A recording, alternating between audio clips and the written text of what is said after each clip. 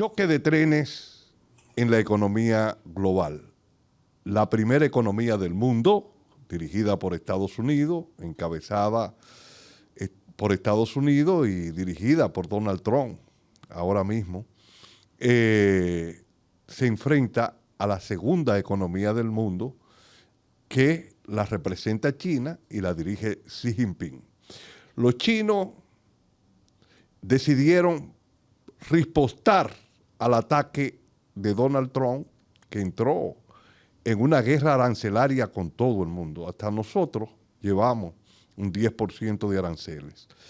Él planteó la suspensión de los aranceles momentáneamente para el resto del mundo, pero se los dejó a los chinos.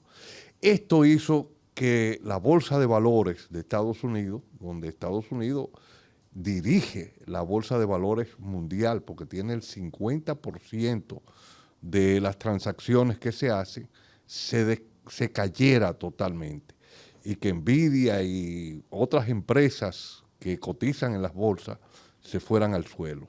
Esto hizo recapacitar a Trump y pausar por 90 días. Vamos a ver lo que va a suceder. Pero los chinos le pusieron aranceles a Trump, casi igualando los mismos aranceles que Trump le había puesto a China. Y esto ya lleva a un enfrentamiento que puede traer ya no solamente una guerra arancelaria, sino una guerra comercial que se va a manifestar o se está manifestando con una guerra de divisas, que se nos parece mucho a la guerra que desarrolló Hoover en el año 1929 y que desembocó en la Gran Depresión Económica que se dio en el año 1929. Esa crisis financiera que trajo como consecuencia la Gran Depresión. Vamos a ver cómo se va dando. Tenemos un invitado de lujo para analizar esto. Nuestro hermano Silfrido Reyes de El Salvador, pero que está momentáneamente en México, o momentáneamente no, hasta que se resuelva su problema legal allá en El Salvador, pues tuvo que irse a radicar a México por la persecución política que el gobierno de Bukele ha desatado con él. Con él vamos a analizar este y otros temas.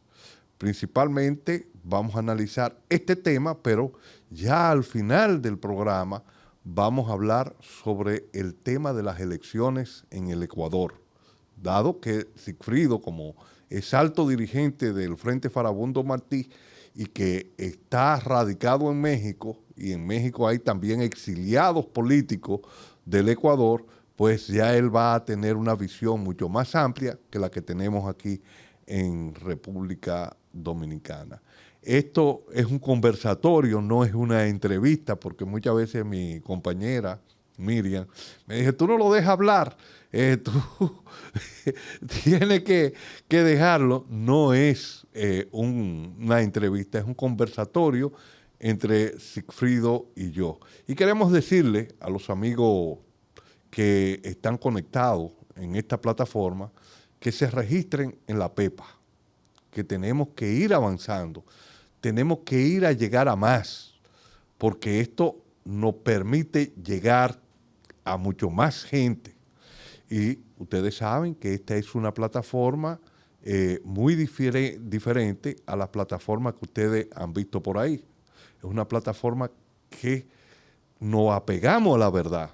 Nosotros decimos lo que está sucediendo en la economía global y en la geopolítica.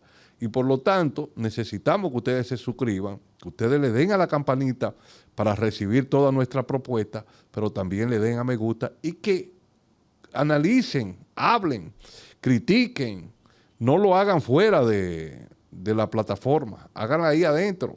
Si ustedes entienden que algo anda mal, pues nos lo dicen, y si entienden que algo anda bien, pues magnífico. Nos dicen que sigamos adelante. Entonces, esta es la PEPA en la geopolítica. Vamos a iniciar y con ustedes vamos a iniciar con nuestro hermano Sigfrido Reyes. Muy agradecido por tu invitación, estimado hermano Tito. Un abrazo hasta la República Dominicana. Anticipo mis sentimientos de pesar por la tragedia que sacudió al pueblo dominicano hace apenas unos días. Una situación verdaderamente dramática, muy trágica, que hasta ahora pues, se ha llevado la vida de más de 200 jóvenes dominicanos y dominicanas, incluyendo artistas muy reconocidos. Así que aprovecho esta ocasión para expresarte a ti y a mis queridos hermanos dominicanos y dominicanas una condolencia, porque es un suceso que realmente ha golpeado a la sociedad dominicana y ha trascendido en todo el mundo. Agradecerte por invitarme a esta plataforma que de una manera muy consistente tú vienes desarrollando y que cada vez tiene más audiencia en distintos países del mundo. Efectivamente, vamos a conversar hoy sobre una situación que nos está afectando a todos. Creo que no hay país que esté exento de las olas, de los vientos turbulentos que están soplando y que pueden, de alguna forma u otra, estremecer los cimientos de cualquier economía, grande, mediana o pequeña. Hace ya un poco más de 2 meses, casi 3 meses, llegó un presidente de los Estados Unidos a la Casa Blanca.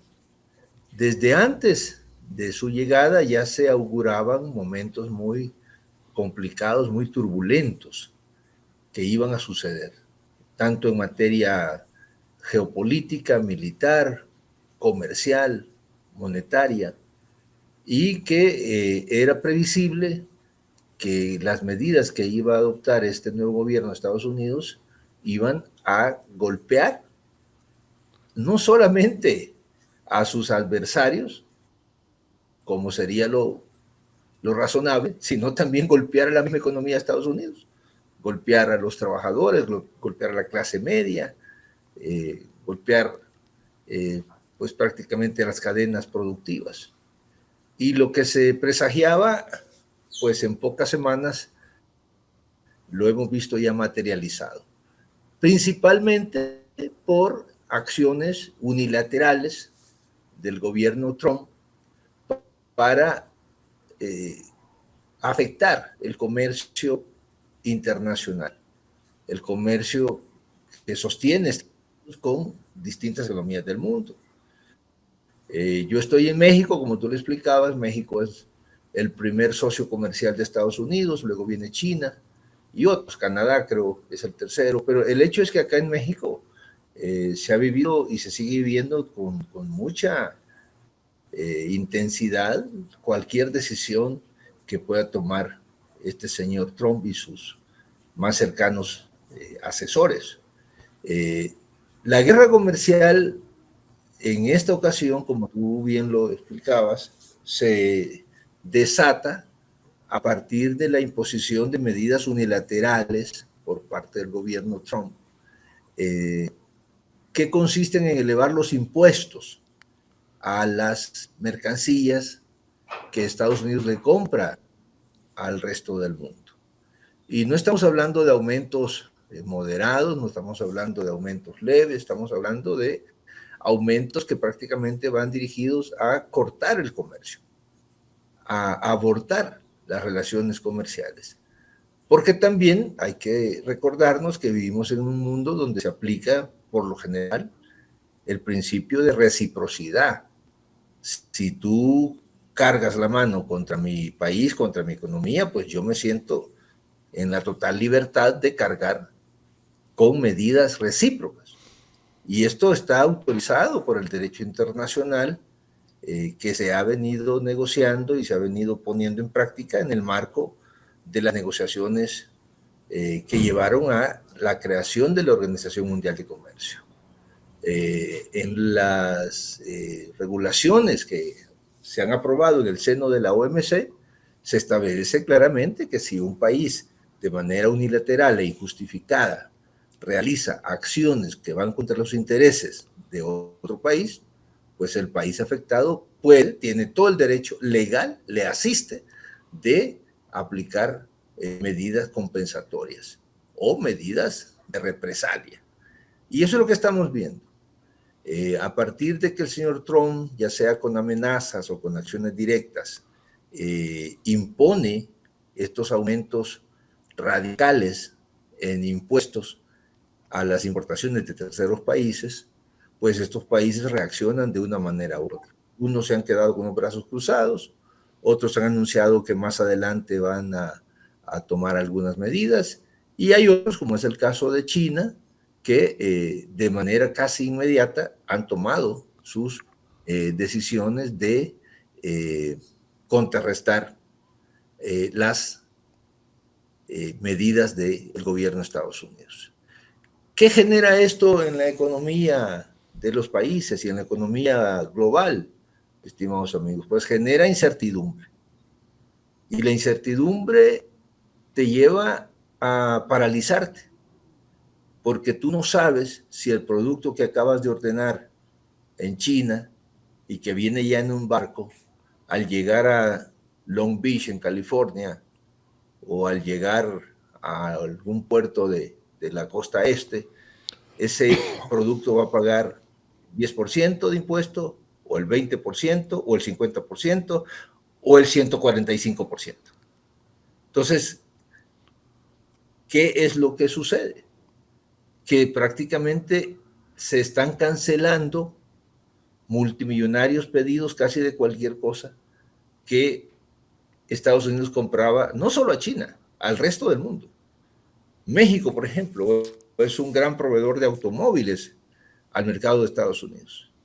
En México, la industria automotriz cuenta con una serie de plantas de ensamblaje de automóviles. Aquí están varias de las principales y más reconocidas marcas del mundo, empezando con Volkswagen, que se instaló en México hace ya más de 60 años. Pero ahora está Chevrolet, está General Motors, obviamente, que es una marca que es la matriz de Chevrolet, está BMW, está Kia, coreana, está Audi, y otra serie de importantes empresas de automóviles de dimensión global.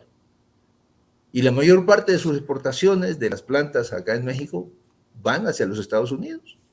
De repente al señor Trump se le ocurre que quiere proteger supuestamente a la industria automotriz de su país y le impone a México y al resto del mundo un impuesto. Técnicamente se le llama arancel, pero es un impuesto del 25%. Bajo la excusa de proteger a la industria automotriz de Estados Unidos. Pero resulta que la industria automotriz de Estados Unidos está localizada en México, en buena medida. Los mismos productores, las grandes manufactureras de automóviles como General Motors, Chrysler, le han dicho al señor Trump: no nos ayude, señor Trump, no nos ayude, no queremos su ayuda, porque en realidad en vez de ayudarnos, nos está perjudicando. Entonces todo esto genera lo que yo ya mencionaba, Tito, una incertidumbre. Y en un marco de incertidumbre, los actores económicos deciden adoptar una posición conservadora. Si vas a invertir, pues ya no inviertes, porque esperas que el panorama se aclare. Si vas a comprar, pues ya no compras, porque no sabes si mañana ese producto podrá estar incluso hasta más barato. Entonces decides mejor adoptar una postura de espera, conservadora. Todos estos anuncios que se realizan hoy, mañana se suspenden, pasado mañana se restablecen, ¿qué nos indica? que en la Casa Blanca no tienen una estrategia clara de qué quieren en realidad. Anuncian un alto arancel, el día de mañana lo suspenden. Entonces, ¿ante qué estamos? Ante una apuesta estratégica de renegociar las condiciones comerciales en las que Estados Unidos realiza sus operaciones de comercio exterior con el resto del mundo y negociar un acuerdo nuevo con México, con Canadá. Dicho sea de paso, el acuerdo que está vigente, que se llama TEMEC, lo negociaron con Trump hace apenas 5 o 6 años. Y ahora Trump dice que es el peor negocio del mundo. Entonces, estamos hablando de un tipo totalmente inconsistente, porque sus mismas decisiones de hace 6 años hoy dice que son las peores decisiones del mundo. Están hablando de 75 países que están tocando sus puertas. Hemos visto cómo este señor Trump de manera obscena, públicamente, habla de que los distintos líderes del mundo le están llamando y le están besando el trasero, para decirlo de manera elegante. Yo sé que se dice de otra manera, más popular, pero él dice que le están llamando y le están besando el trasero, que le están pidiendo clemencia. Bueno, esa es una hipótesis, que toda esta andanada de impuestos a las importaciones es para forzar negociaciones. Bueno, no se puede descartar que así sea, no se puede descartar, pero los impactos de esto son verdaderamente devastadores para la misma economía de Estados Unidos, y ya vamos a ir a eso. Otra hipótesis es que estos señores, porque Trump no es una persona que actúa sola, es una persona que en general ignora muchos elementos de la economía, pero tiene asesores y algunos de ellos son fanáticos. Son personas verdaderamente radicales que se guían por consideraciones ideológicas antes que consideraciones económicas. Y le están diciendo, mire, el mundo ha sido injusto con nosotros, nos han estafado, palabras que ellos usan, se han aprovechado de Estados Unidos, que somos las mejores personas del mundo, y entonces este sistema de comercio, pues hay que barrerlo, hay que liquidarlo desde la base. Y la mejor manera de hacer eso, pues es declarando esta guerra comercial. Porque, como lo decía hace un momento, si tú impones medidas que castigan a un país, pues aquel país en general no se va a quedar cruzado. Y es ahí donde se desata la guerra. Ahora, esta incertidumbre, Tito, estimados amigos, como mencionaba, te lleva a que adoptes una postura conservadora. ¿Y esto a qué? ¿A dónde nos conduce? Nos impacta en otros mercados. Ya no solo el mercado de bienes, exportaciones, importaciones, sino que nos traslada los efectos a otros mercados, a otros ámbitos de la economía. Empecemos con el ámbito bursátil, las bolsas de valores. Allí todos los días pues, se negocian las acciones de las empresas que están registradas en la bolsa. Si yo veo que la situación de mi país y la situación económica del mundo está orientándose por todas estas acciones y declaraciones y amagos y amenazas a una recesión, porque la gente va a dejar de comprar, los inversionistas van a dejar de invertir. ¿Qué sucede con las acciones? Pues mejor voy a buscar venderlas.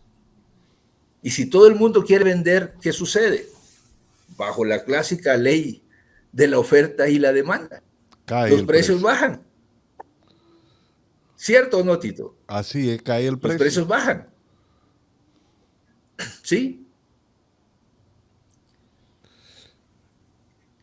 Cae el precio de las acciones. Sí. Y eso es lo que ha venido sucediendo por 2 o 3 ocasiones en las últimas semanas. Como las expectativas de los actores económicos son pesimistas, pues entonces eso se refleja en primer lugar en la bolsa de valores en los países que están altamente digamos, conectados con el mercado de valores bursátiles. Y eso significa que las empresas pierden valor, porque si una acción, llamémosle de Apple, valía $10 y a la mañana siguiente vale $8, esa empresa perdió valor por el 20%. Y estamos hablando de empresas mega multimillonarias. Sí. Y por una mala decisión de política económica del gobierno de Estados Unidos, amanecen de un día para otro más pobres. Bueno, ahí estamos viendo cómo hace algunas horas el mismo señor Trump, que echa pestes contra China y sus más cercanos asesores, pues han tenido que hacer una exoneración de los teléfonos celulares. Esa movida se llama Apple, porque Apple fabrica su teléfono estrella, iPhone, fundamentalmente en China. Y han tenido que hacer una exoneración de sus, llamémosle, impuestos de locura a las computadoras, porque la mayor parte de computadoras, incluyendo la que yo estoy usando para este programa y la que tú tienes ahí, son fabricadas en China. Entonces, ¿cómo puede Trump golpear a empresas como Hewlett Packard y otras empresas, bueno, la misma Apple, Nvidia, que fabrica sus computadoras en China? Nvidia que Y hace ha los tenido microchips. que exonerar, hasta donde entiendo, a los semiconductores, a los procesadores, a la electrónica, que es el cerebro de todas estas máquinas y de los teléfonos y ahora casi de cualquier cosa, ¿no? Incluyendo la inteligencia artificial. Entonces, decisiones de política que no han sido bien pensadas, que no han previsto los impactos, pues llevan a estos escenarios de colapso en la bolsa de valores. Y te pueden llevar, como ya es ahorita quizás el consenso de los economistas alrededor del mundo, a una situación de recesión. Estados Unidos venía creciendo arriba del 2% en los últimos trimestres, pero ahora ya hay bastante consenso de que estamos a las puertas de una recesión. ¿Qué significa eso? Que el producto de Estados Unidos, en vez de crecer, va a decrecer. Y esto, pues claro, va a tener impactos en el resto del mundo. Eso lo podemos ver más adelante. De repente el señor Trump dice, bueno, voy a congelar por 90 días los mega aranceles que le estoy imponiendo al resto del mundo, menos a China. Y bueno, hay un respiro de la bolsa. Hay un respiro, ¿por qué? Porque dicen, bueno, ya no va a haber tanto desastre. Entonces vuelve el sentimiento, llamémosle, optimista. Y los que ayer vendieron hoy quieren volver a comprar. Y eso impulsa la bolsa, los precios de las acciones hacia arriba. ¿Por qué? Porque aumentó la demanda. Aumentó la demanda. Entonces, estamos ante una situación clásica de la famosa ley de oferta y demanda. Y por supuesto que eso de la noche a la mañana te puede empobrecer a una persona, a una familia, a una empresa. Porque de la noche a la mañana las acciones perdieron gran cantidad de su valor. Las ventas de empresas como por ejemplo Tesla, uno de los aliados más radicales de Trump, pues las ventas de Tesla se han desplomado y el valor de Tesla y sus acciones se han desplomado. O sea, lo que siempre dijimos hace ya algunas semanas, estimado Tito, es que Estados Unidos estaba disparando en sus propios pies. Así es. Se estaba... Así es. Y creo que lo dijo Wall Street Journal hace 2 meses, es la guerra comercial más estúpida de la historia. Ajá.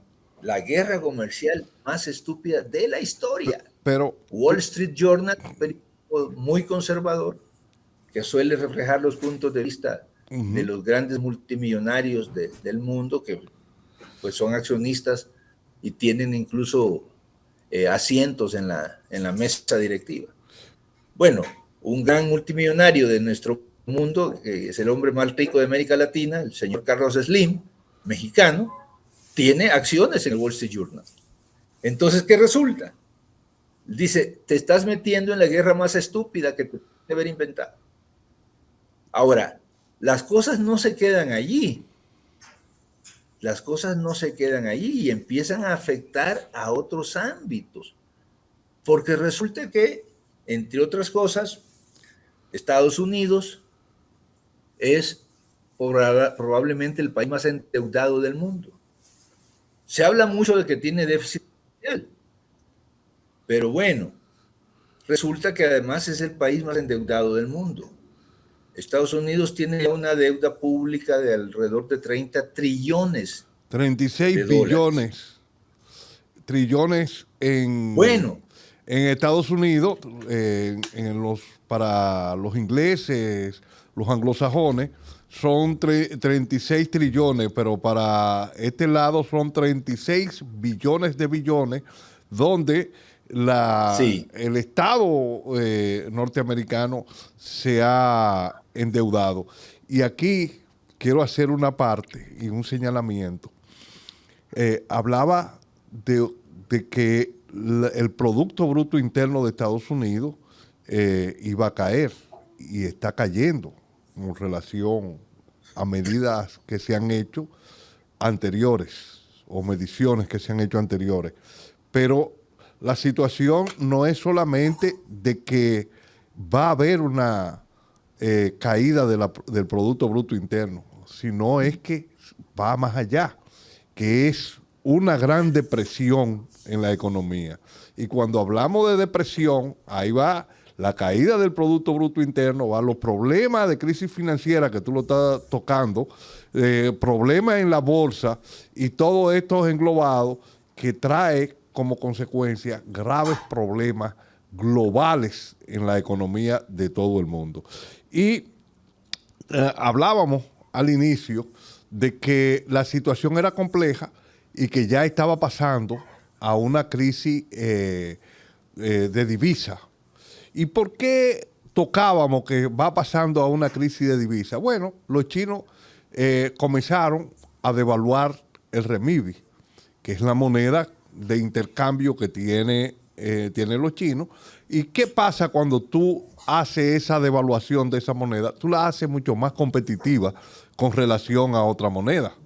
Entonces, si tú estabas pagando, vamos a suponer, 1,000 pesos o 1,000 renminbi de salario a un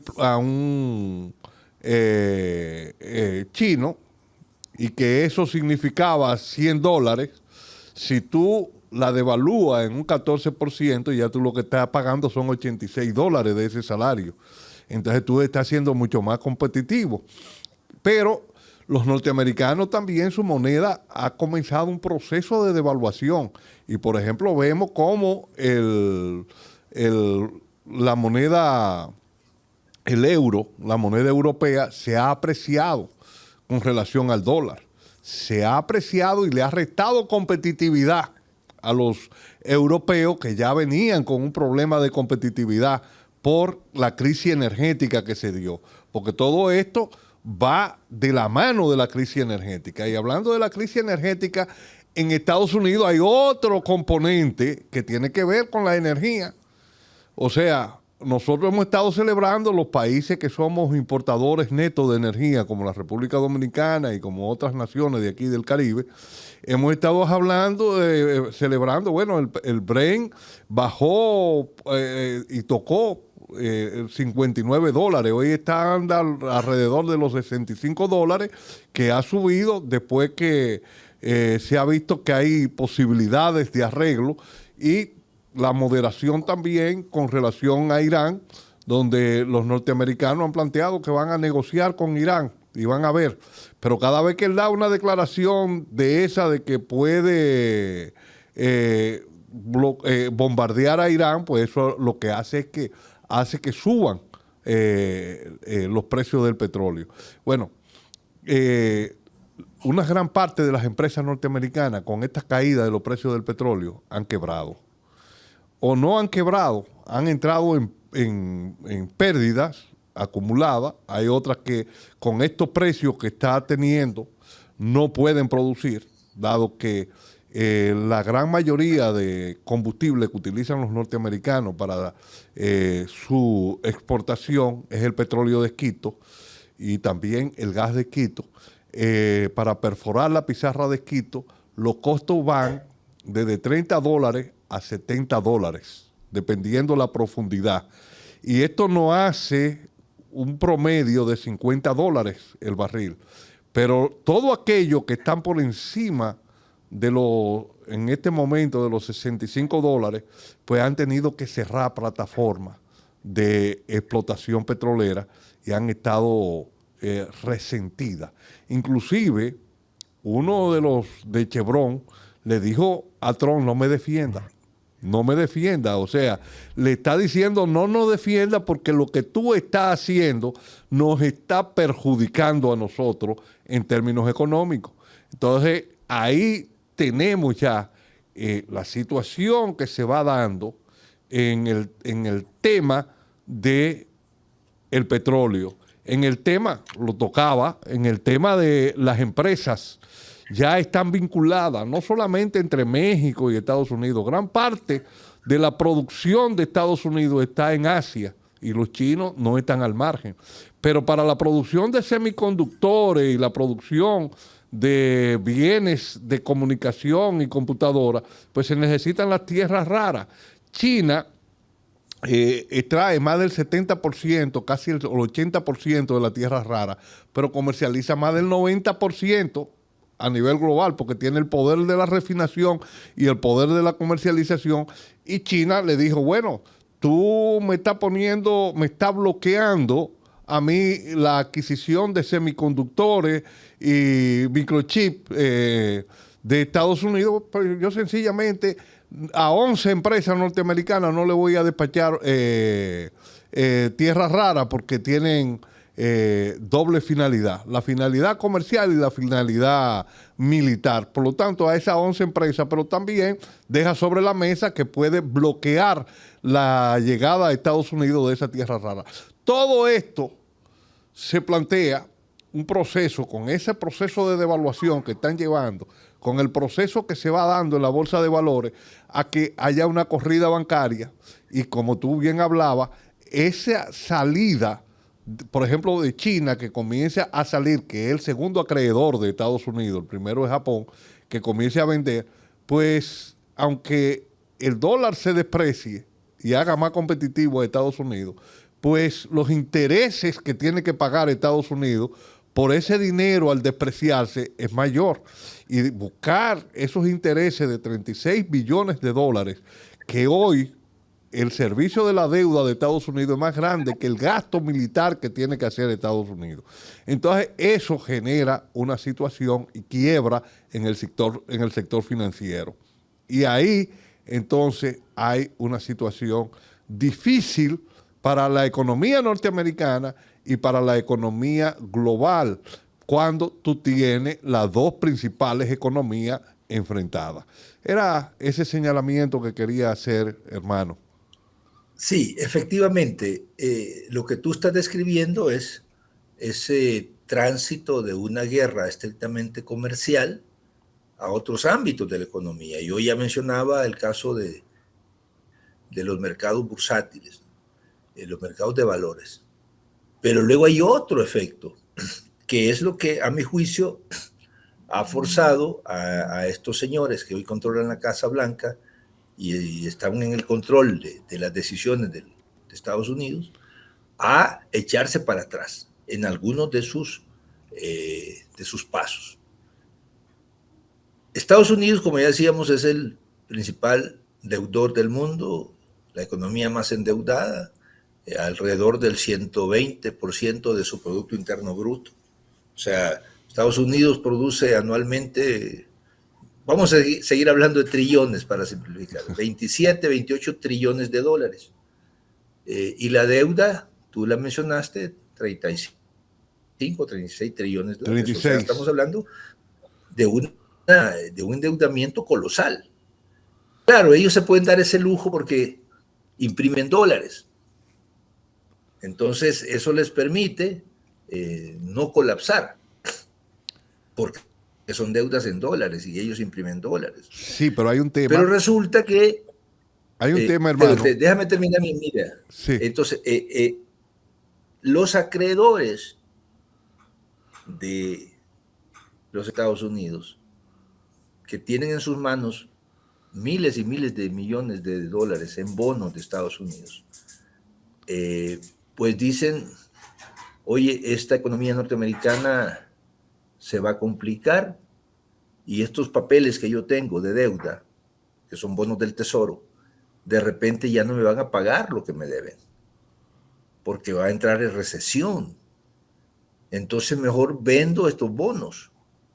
Y eso es lo que sucedió la semana pasada, que el mercado de bonos, que es otro sector del mercado de valores, empezó a inundarse de bonos, particularmente Japón, que empezó a vender bonos del Tesoro. China, al parecer, aún no ha tomado esa decisión, pero China tiene en sus manos 761,000 millones de dólares en bonos del Tesoro. Es una cantidad monstruosa. Porque aquí hay un elemento, Tito, que tú, pues obviamente lo sabes, ¿no? O sea, ¿qué hace un país como China, como Japón, que tienen un superávit comercial con Estados Unidos? Pues obviamente después del debe y haber, pues quedan con un montón de dólares. Y en vez de tener esos dólares guardados en una caja fuerte, en un banco central, pues compran bonos. Que era un refugio. Un rendimiento. Ahora el rendimiento de los bonos del Tesoro han dado alrededor del 4% anual.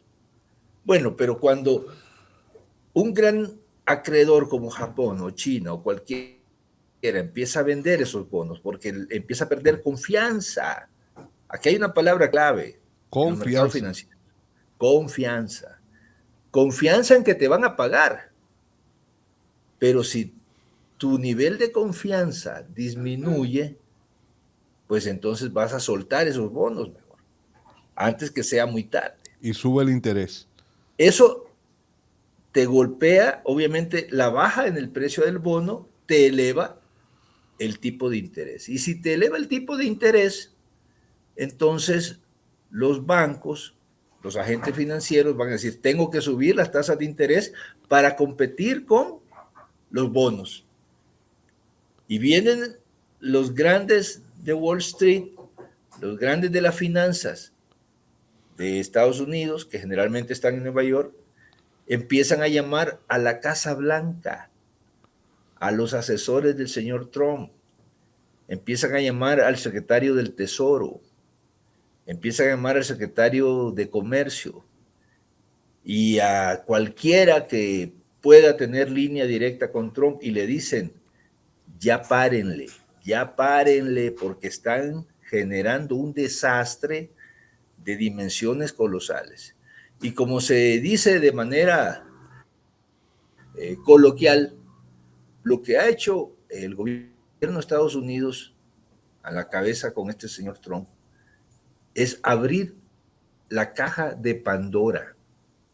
Y de esa caja de Pandora están saliendo turbulencias, están saliendo demonios que al final del día, quién sabe que los puedan controlar.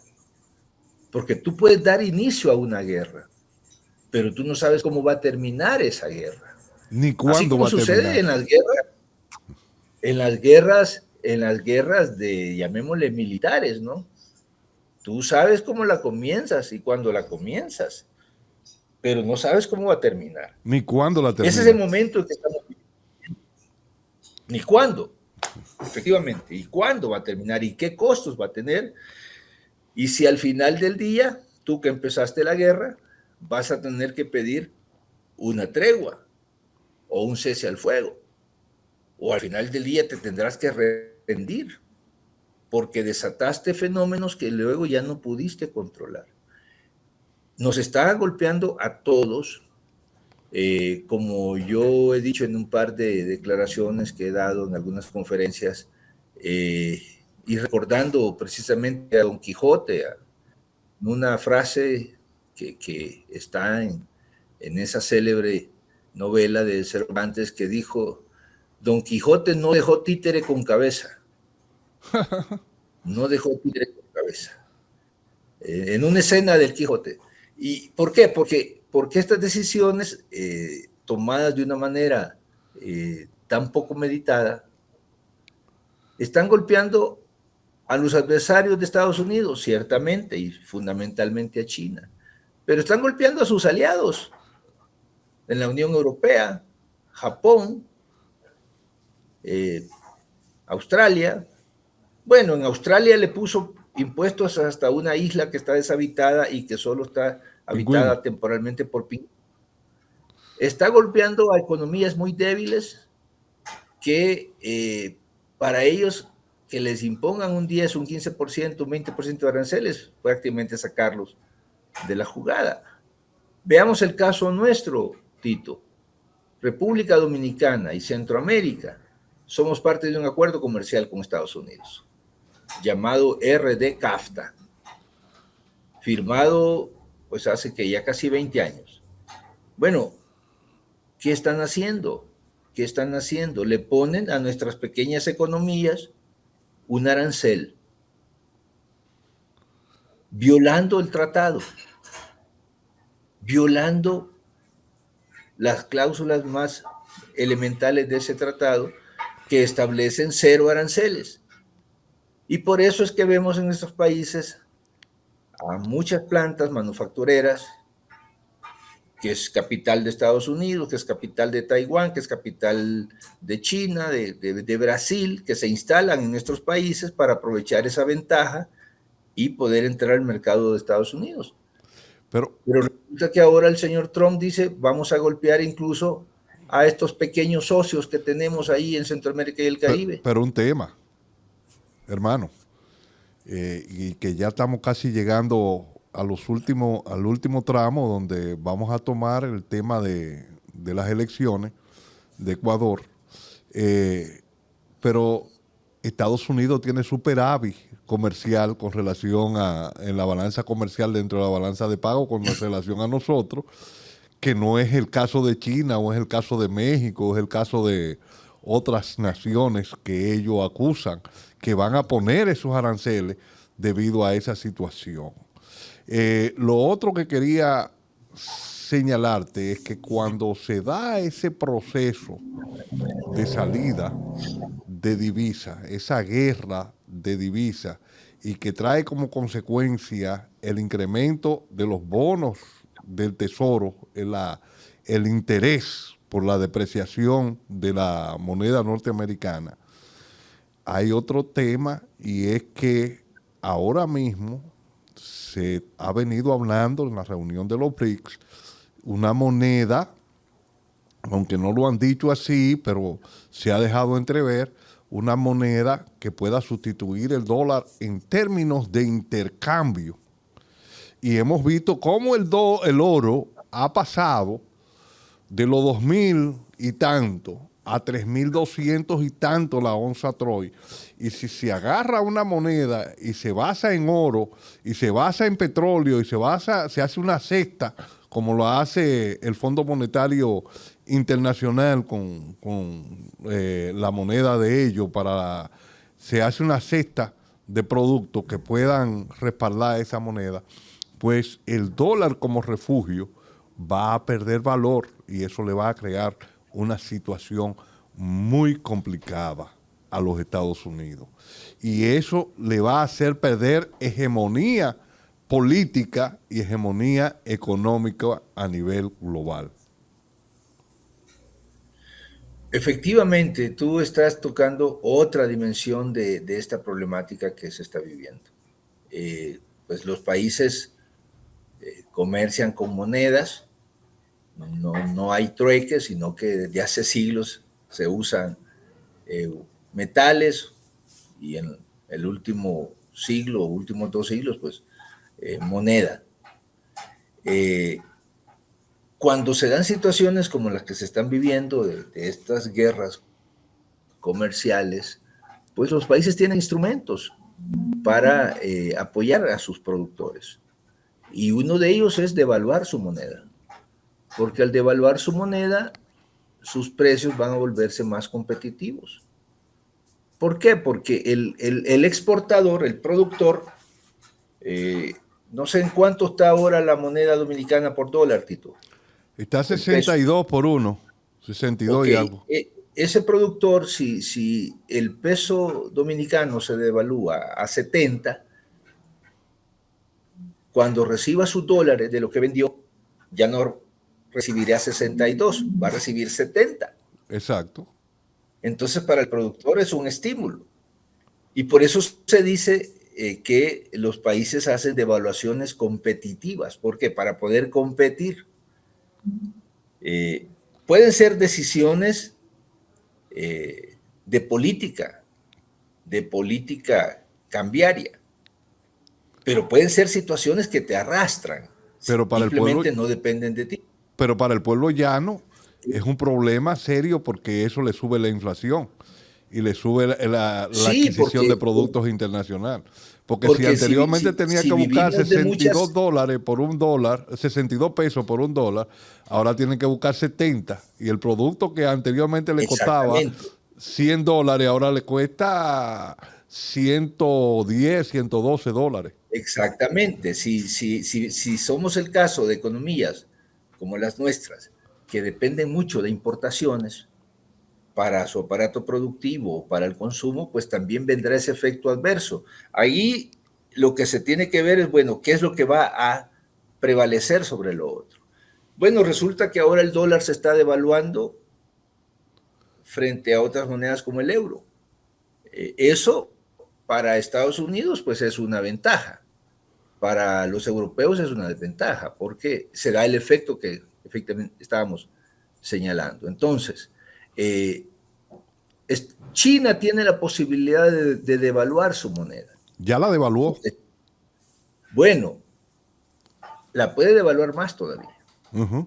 Y con eso compensar en alguna medida esos altos aranceles, porque su producto se vuelve más barato en términos de dólares. En definitiva, y ya con esto creo que podemos cerrar, eh, las malas decisiones, o yo diría las pésimas decisiones en materia de política económica que está adoptando este gobierno de Trump, han generado una serie de turbulencias en la economía global, pues porque es la primera economía del mundo todavía. Y como se dice, pues si a Estados Unidos le da un resfriado, al resto del mundo pues nos puede dar fiebre.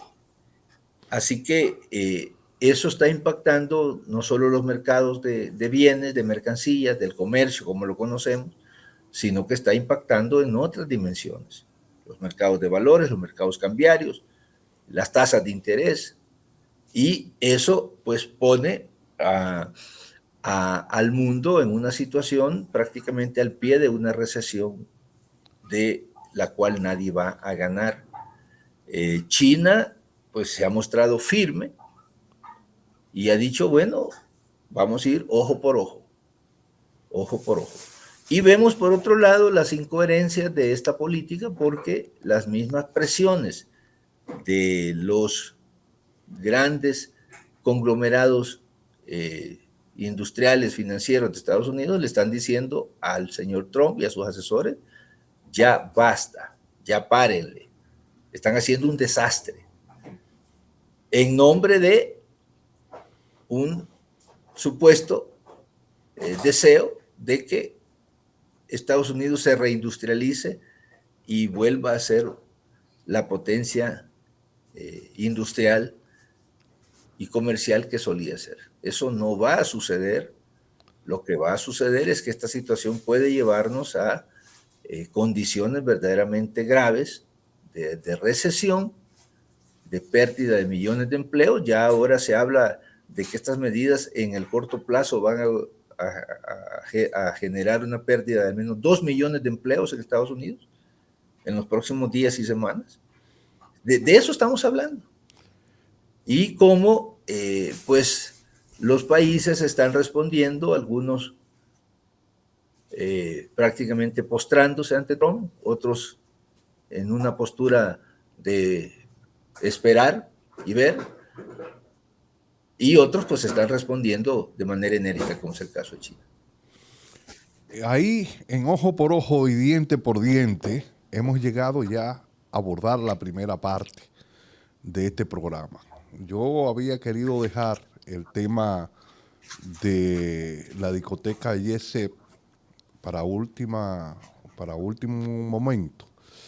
Y sí te voy a dar las gracias por la solidaridad tuya y de muchos compañeros a nivel internacional que me han llamado y se han solidarizado con nosotros en esa tragedia. Esto nos hace reflexionar y ver que aquí en nuestro país necesitamos de esos lugares donde se hacen grandes eventos, pues darle, o sea, supervisión periódica para que hechos como ese no vuelvan a seguir. Ahí todos perdimos. De mi pueblo murieron 2 muchachos, 2 esposos, uno hijo de un gran amigo mío, que vinieron aquí a celebrar. Perdimos un gran artista, perdimos empresarios, perdimos gente de pueblo y fue una gran pérdida y que puede impactar también en el área turística, porque esas noticias corren. Pero nada, no voy a seguir ahí, solamente quiero decir que la Pepa en la geopolítica se identifica con el pueblo dominicano ante esta situación y te da las gracias a ti. Ahora vamos ya a, para terminar, a hablar del tema de las elecciones de Ecuador. ¿Me escucha? Sí, adelante. Sí, no, que decía que ahora para terminar vamos a hablar sobre qué pasó en el Ecuador. Cuando todo el mundo entendía que podía ganar la candidatura de Correa, o sea, de la gente de Correa, de esta joven que se pensaba que no iba a llegar encabezando la primera posición en la primera vuelta, pero de repente perdió por 12 puntos.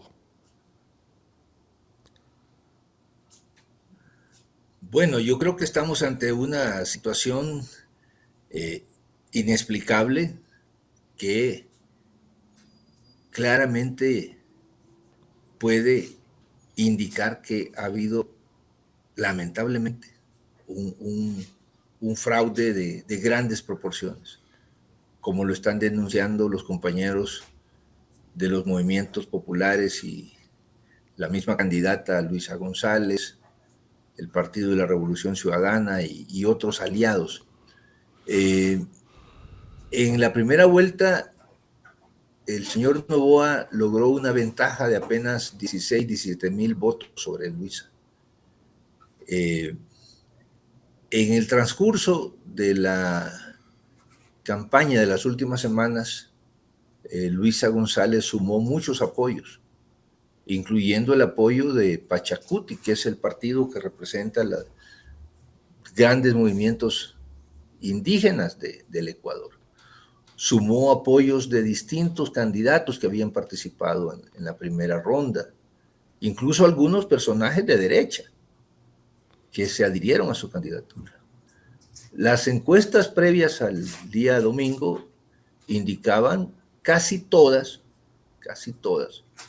una ventaja de la candidata Luisa González sobre Noboa.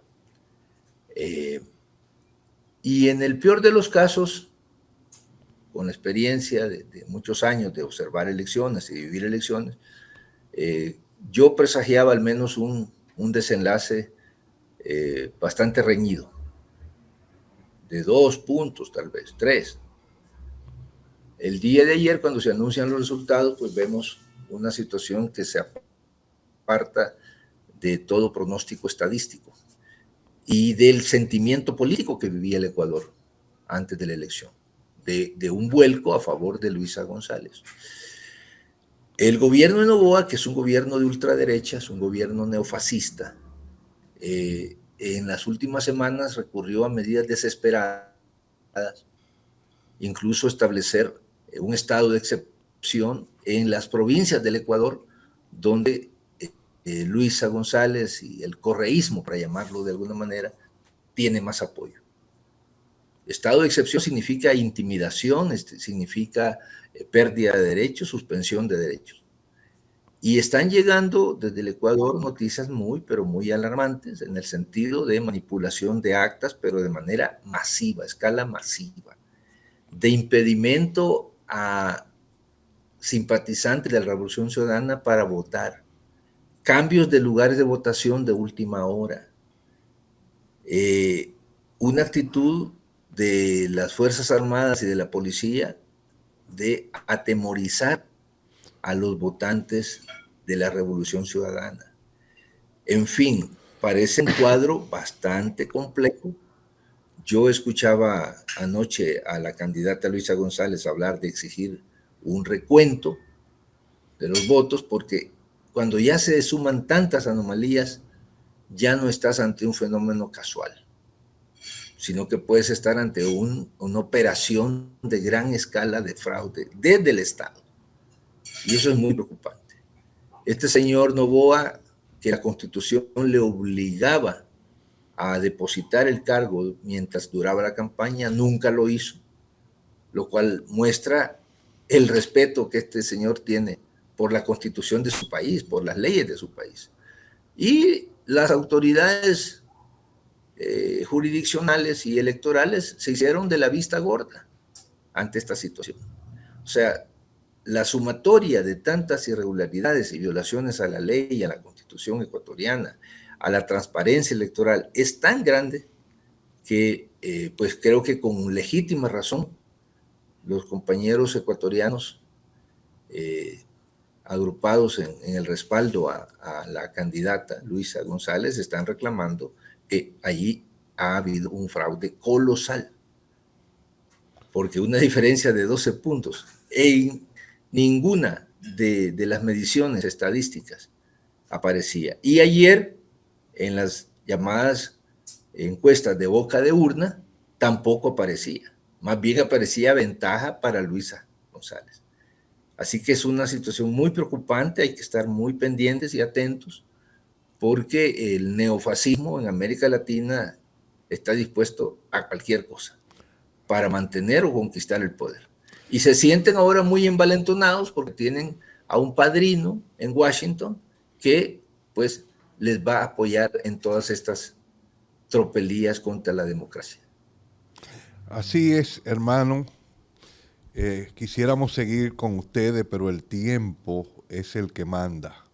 Decía un narrador deportivo aquí, el mambo de España, y se acabó la pepa en la geopolítica por el día de hoy. Pero antes de retirarnos y darle las gracias a nuestro directo amigo y hermano Sigfrido, queremos decirle a los compañeros de la Revolución Ciudadana que los canales de la pepa están a la orden para que ellos puedan analizar. De hecho, nosotros estuvimos llamando a varios amigos de allá, pero no respondían, y ya yo sé por qué hubo uno que no respondía. Entonces, lo dejamos ahí, pero el vocero que ellos tengan, pues nos lo pueden dar, los contactos, y a través de ti, Sigfrido, podemos analizar esa situación. Ya como hemos llegado a la etapa final, queremos decirle a los amigos que se registren en la pepa. Vamos por más personas que nos estén siguiendo, vamos por más me gusta, vamos por más visualizaciones, y queremos ir ampliando este radio, no solamente al área de la geopolítica y la geoeconomía, sino también al área de negocio. Y aquí estamos dando paso para ver cómo podemos hacer negocio exitoso en el Caribe, en todo el Caribe, que va desde México hasta Colombia. pasando por Centroamérica y por todas estas islas del Caribe, que puede decirse cómo hacer negocio exitoso con un país vecino, que es el caso de Cuba, que está ahí y que necesita comprar muchísimas cosas. ¿Cómo podemos hacer negocio con Cuba? ¿Cómo podemos hacer negocio con México? ¿Y cómo podemos hacer negocio con Colombia? Pero todo esto va a haber un programa especial para esto. Vamos a ver cómo integramos a los sectores económicos en esta cuestión, porque ya no es solamente hacer negocio con Estados Unidos. Entendemos que nosotros somos una gran población y que consumimos y que en vez de tener que emigrar, mejoramos nuestra calidad de empleo y mejoramos nuestra calidad de intercambio con nuestros hermanos. Muchas gracias y hasta la próxima. Gracias, gracias.